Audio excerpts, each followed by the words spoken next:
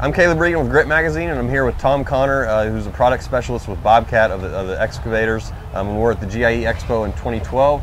And Tom, you guys have been working on the M series for quite some time. Skid steer's right behind us. What's new with it on the M series that you guys have improved? Well, Caleb, there's a number of factors that have gone into M series.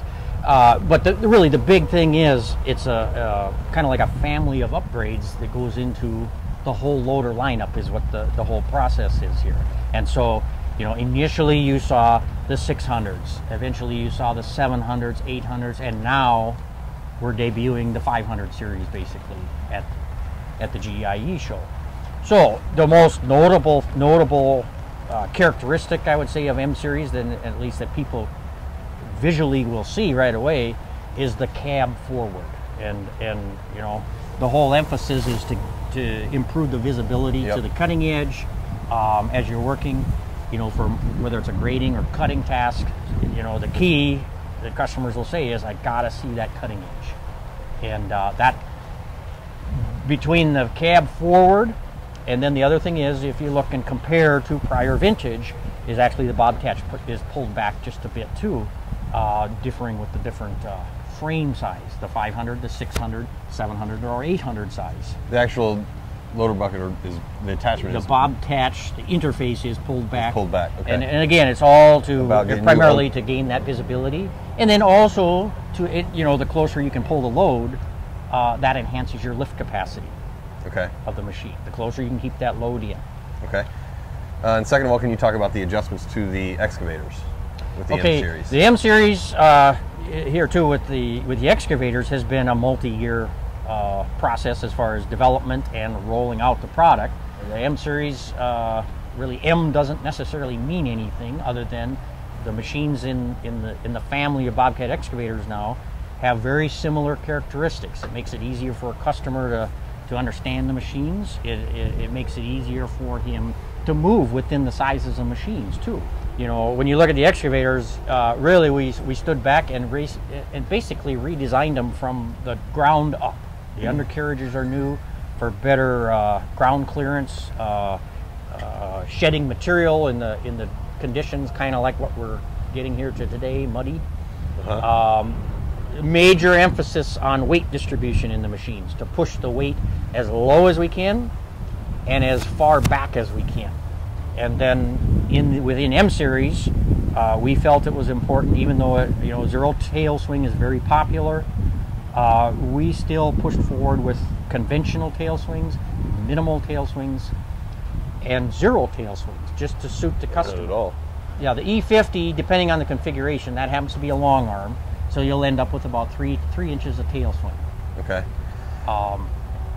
And so there too, we have different arm configurations within the M series now. We have standard arms, long arms, and then we also have extendable arms on 4 different models now too, 5 different models.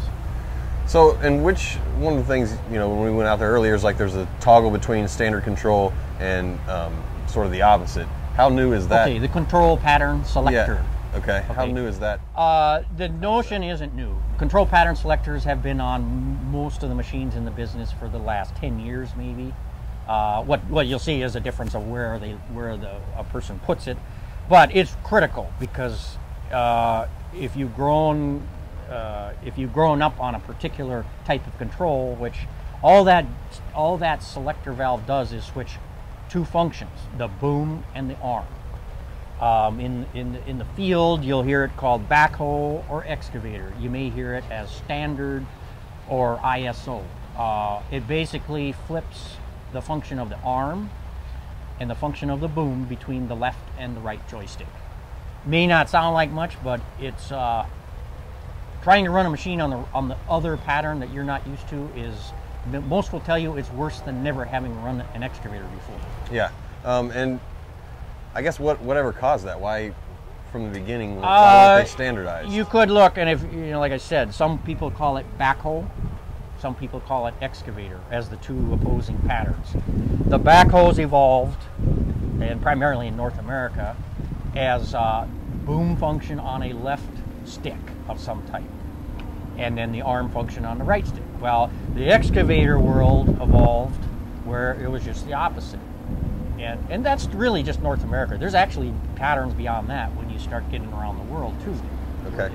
And did you guys make any improvements or adjustments to, I'm sure you did, to lift capacity and yeah, and and again, back to the, I mentioned the shifting the weight of the machine low into the rear for the same pound weight machine.